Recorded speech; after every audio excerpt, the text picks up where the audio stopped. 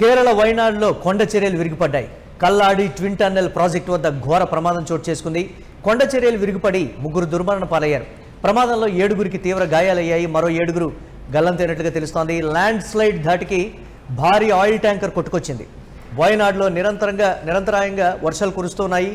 ఘటనా స్థలంలో ముమ్మరంగా సహాయక చర్యలైతే కొనసాగుతున్నాయి. బురదను తొలగించి బాధితులను సిబ్బంది వెలికి తీస్తూ ఉన్నారు. ఒకసారి వయనాడులో జరిగినటువంటి ఘోర ప్రమాదానికి సంబంధించినటువంటి విజువల్ని చూద్దాం.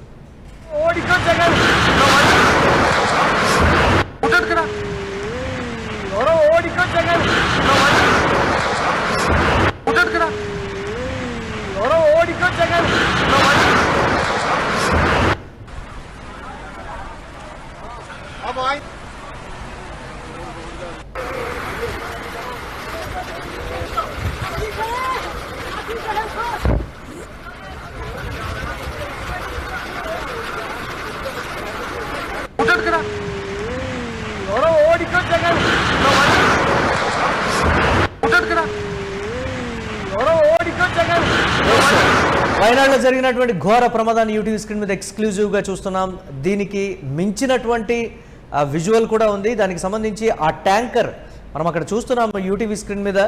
ఆ వరద ప్రవాహం అనేది వచ్చిన తర్వాత కొండ చర్యలు విరిగిపడి నీటితో పాటు బురద మట్టితో కూడుకున్నటువంటి వరద ఇమీడియట్గా కొట్టుకుని రావడం, అక్కడ ఉన్నటువంటి ట్యాంకర్ దాదాపుగా చాలా ముందుకు రావడం, ఆ ట్యాంకర్ పక్కన పరిగెడుతున్నటువంటి వాళ్ళు కావచ్చు, ట్యాంకర్కి ముందున్నటువంటి వారు కావచ్చు, అందులో దాదాపుగా 7గురు గల్లంతవ్వడం, కొంతమంది మృతి చెందడం, మిగతా వారిని అక్కడ రెస్క్యూ సిబ్బంది ఆ బురద మట్టిలో ఇంకా ఎవరెవరు ఉన్నారు, ఎంతమంది చిక్కుకుపోయారు అనేటువంటి దానికి సంబంధించి కొంతమందిని వెలికి తీయడం, కొంతమంది అక్కడ గల్లంత అయిపోయినట్లుగా కూడా తెలుస్తోంది. ఈ నేపథ్యంలో వర్షాకాలం వచ్చిన ప్రతిసారి కేరళలో జరుగుతున్నటువంటి ఘోర ప్రమాదాలకు సంబంధించి అయితే ఒకంత చర్చ అయితే చోటు చేసుకుంది. ఇప్పుడు కన్స్ట్రక్షన్లో ఉన్నటువంటి ఒక టన్నెల్ ల్యాండ్ స్లైడర్ దగ్గర జరిగినటువంటి ఇది ప్రమాదం. దీనికి సంబంధించి మరిన్ని అప్డేట్స్ మా కరెస్పాండెంట్ వెంకట్ అందిస్తారు. వెంకట్, ప్రతి సంవత్సరం ఏదో ఒక ఘోర కలి వర్షాకాలంలో వరద రూపంలో కావచ్చు, లేకపోతే ఇటువంటి కొండ చర్యలు విరిగిపడ్డటువంటి ప్రమాదంలో కావచ్చు, కేరళ ఎదుర్కొంటూనే ఉంది. ఘోరాతి ఘోరాలని కూడా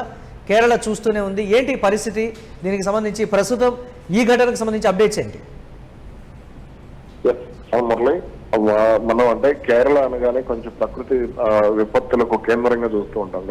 గత ఏడాది కానీ ఇప్పుడు కానీ చూసుకుంటే కేరళలో పెద్ద ఎత్తున వాయనాడు ప్రాంతంలో కానీ, లేదంటే మరికొన్ని కీలక ఆలప్పుజ కానీ, ఇట్లా కొన్ని కీలక ప్రాంతాల్లో పెద్ద ఎత్తున ఈ ప్రకృతి విపత్తులు రావడం, దీనివల్ల అంటే ప్రజలు కానీ, లేదంటే అక్కడ ఉన్నటువంటి ఆస్తి నష్టం, ప్రాణ నష్టం, ఇవన్నీ కూడా పెద్ద ఎత్తున జరిగినటువంటి పరిస్థితి మనం చూసాం. అయితే ఇక ఈ సంవత్సరం వచ్చినటువంటి అంటే ఇప్పుడు కురుస్తున్నటువంటి వర్షాలు కానీ, అక్కడ కొండ చర్యలు విరిగిపడటం కానీ, ఇవన్నీ కూడా మరింత ఆందోళన కలిగిస్తున్నటువంటి పరిస్థితి. ఇక్కడ అంటే తమిళనాడుకు దగ్గరగా ఉండేటువంటి వాయనాడు, ఊటీకి దగ్గరగా ఉండేటువంటి నీలగిరి జిల్లాకు దగ్గరగా ఉండేటువంటి వాయనాడులో పరిస్థితి కాస్త ఆందోళన కలిగిస్తుంది. కాస్త కాదు, చాలా తీవ్రంగా ఆందోళన కలిగిస్తుంది అనే విషయాన్ని అయితే మనం స్పష్టంగా అర్థం చేసుకోవచ్చు.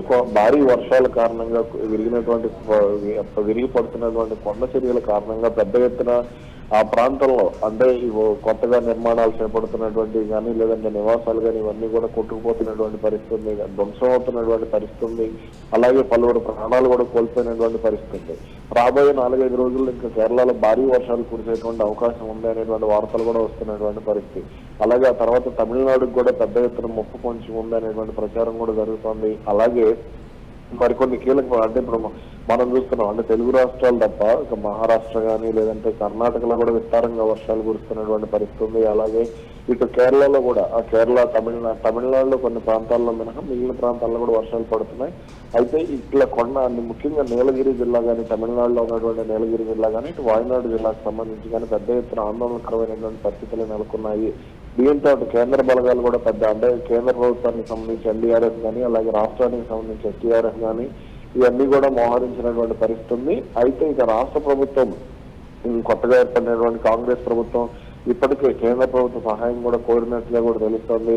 అవసరమైతే గతంలో వచ్చినట్టుగా ఆర్మీ బృందాలను కూడా రంగంలోకి దించాలి. గతంలో మనం చూసాం 2024-25 ప్రాంతంలో ఆర్మీని కూడా రంగంలోకి దించి ధ్వంసమైనటువంటి పెద్ద ఎత్తున అక్కడ నాశనమైనటువంటి బ్రిడ్జిలు కానీ లేదంటే వీటన్నింటినీ కూడా కొంత అంటే యుద్ధ ప్రాతిపదికన నిర్మించినటువంటి పరిస్థితి కూడా మనం చూసాం. కాబట్టి ఇప్పుడు అటువంటి పరిస్థితులే మళ్ళీ కనపడుతున్నాయి. రాబోయే వారం రోజులు కేరళకు అత్యంత కీలకం అనేటువంటిది అటు వాతావరణ శాఖ కూడా చెప్తున్నటువంటి పరిస్థితి. దీనితో చాలా వరకు కూడా కొండ ప్రాంతాల్లో అంటే మనం కేరళ వెళ్ళి చూస్తే చాలా వరకు కూడా ఘాట్ రోడ్ల పక్కన ఇప్పుడు ఘాట్ రోడ్లోనే చాలా మంది నివసిస్తూ ఉంటారు. అక్కడ చాలా వరకు కూడా ఇల్లు ఎంత ఎత్తులో కట్టుకుంటే అంత మంచిది అంటే అంత సేఫ్ గా ఉంటాం అనేటువంటి ఫీలింగ్ లో కూడా చాలా వరకు కూడా ప్రజలు ఉంటూ ఉంటారు. కాబట్టి ఇదే ఇప్పుడు అక్కడ కేరళలో కూడా కొంత ఇబ్బందికరమైనటువంటి పరిస్థితి తీసుకొచ్చింది అనేటువంటి మాట కూడా వినపడుతోంది. ఇక ఎక్కడెక్కడైతే భారీ వర్షాలు ఉన్నాయో ఆయా ప్రాంతాల్లో ఉన్నటువంటి ప్రజలను అలాగే ఇటు పశు సంపదను కానీ వీటన్నింటినీ కూడా పెద్ద ఎత్తున సురక్షిత ప్రాంతాలకు రాష్ట్ర ప్రభుత్వం తరలించేటువంటి చర్యలు కూడా చేపట్టింది. అంటే అధికారులు ఐడెంటిఫై చేయడంలో విఫలమయ్యారా, లేకపోతే ఎందుకు ఈ పరిస్థితి అనేది కూడా ప్రధానంగా వినిపిస్తున్నటువంటి ప్రశ్న. ప్రతిసారి కేరళ ఈ స్థాయిలో ఎఫెక్ట్ అవుతున్నప్పుడు ఆయా ప్రమాదాలు జరిగేటువంటి ప్రాంతాలని ఐడెంటిఫై చేయలేకపోతున్నారా, లేకపోతే సహాయక చర్య అంటే ముమ్మరంగా ముందే ప్రజల్ని హెచ్చరించేటువంటి దానికి సంబంధించి కూడా విఫలమయ్యారా అనేటువంటి విమర్శలు కూడా వ్యక్తమవుతున్నాయి కదా వెంకట్, దాన్ని ఎలా చూడాలి? లేదు మురళి, ఇక్కడ మనం కొన్ని విషయాలు అంటే సున్నితమైనటువంటి విషయాలను అర్థం చేసుకోవాలి. ఇక్కడ ప్రభుత్వాలను కానీ ప్రజలను కానీ మనం విమర్శించేటువంటి పరిస్థితి అయితే దాదాపు ఇక్కడ ఇటువంటి సందర్భాల్లో ఉండదు. ఎందుకనంటే మనం గతంలో ఉత్తరాఖండ్ వరదలు కానీ లేదంటే ఈ గత ఏడాది మన మనాలి ప్రాంతంలో వచ్చినటువంటి అంటే ఉత్తరాఖండ్ లో కానీ లేదంటే ఇటు హిమాచల్ ప్రదేశ్ లో కానీ అటు జమ్మూ కాశ్మీర్ లో కానీ వచ్చినటువంటి వరదలు చూస్తే ఇదంతా కూడా వెస్ట్రన్ డిస్టర్బెన్స్ వల్ల క్లౌడ్ బరస్ట్ లాగా ఏర్పడేటువంటి పరిస్థితి ఉంటుంది. అటువంటి పరిస్థితుల్లో ఆ వర్షాలు ఒక్కసారిగా భారీగా కురవడం, ముఖ్యంగా ఇప్పుడు మనం కేరళ చూసుకుంటే గాడ్స్ ఓన్ కంట్రీ, అక్కడ మొత్తం కూడా పచ్చదనం ఇదంతా అడవులు ఇవన్నీ కూడా పెద్ద ఎత్తున ఉండేటువంటి పరిస్థితి ఉంటుంది. కాబట్టి అక్కడ వర్షాలు కురిస్తే ఒక్కసారిగా భారీ వర్షం కురవడం, దానివల్ల ఈ కొండ చర్యలు ఇప్పుడు వర్షం క్లౌడ్ బరస్ట్ వచ్చినప్పుడు వర్షం ఎక్కడ పడుతుంది అనేటువంటి అంచనా వేయడం కూడా కొంత కష్టంగానే ఉంటుంది.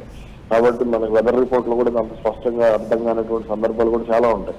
కాబట్టి ఇప్పుడు అక్కడ ఈ వర్షం పడినప్పుడు కొండ చర్యలు ఎప్పటి వరకు పటిష్టంగా ఉన్నాయి, టెస్ట్ ఇవన్నీ కూడా కూలేటువంటి అవకాశం లేదు అనేటువంటిది భావించినప్పటికీ కూడా వర్షం తీవ్రత కారణంగా పైనుంచి ఒక రాయి పెడితే మిగిలిన దాని మొత్తం కూడా కొన్ని చెట్లు కూలిపోవడం, ఆ తర్వాత నుంచి కూడా అది చాలా వేగంగా జరుగుతూ ఉంటుంది. కేరళలో మీరు చూసుకుంటే చాలా వరకు కూడా ప్రజలందరూ కూడా కొండ ప్రాంతాల్లోనే నివసిస్తూ ఉంటారు. కాబట్టి అది ఇక్కడ నష్టం అనేది ఎక్కువగా ఉంటుంది.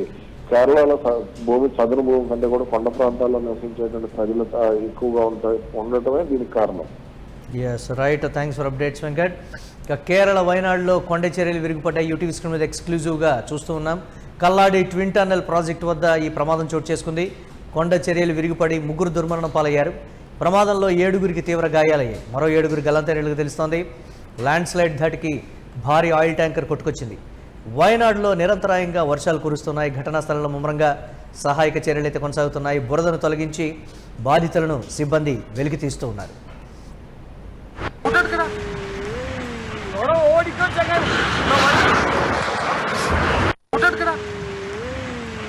ఓడికో జగన్